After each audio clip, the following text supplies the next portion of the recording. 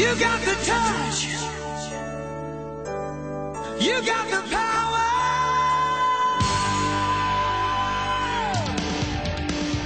Yeah!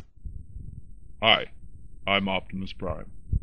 Fate rarely calls upon us at a moment of our choosing, but this election, you have a choice. Vote Autobot in the upcoming election. Freedom is the right of all sentient beings. The Decepticons are against freedom, justice, and peace.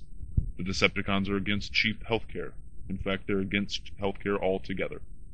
They would rather bleed the earth of its energon reserves and leave you high and dry. Is that the kind of leadership you want? The Autobots are for peace. The Autobots are for democracy.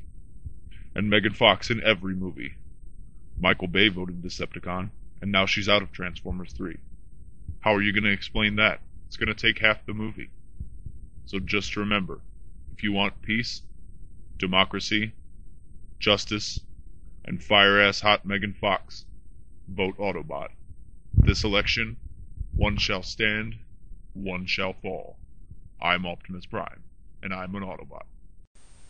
I'm an Autobot. I am an Autobot. We are the Autobots. I'm Optimus Prime, and I approve this message.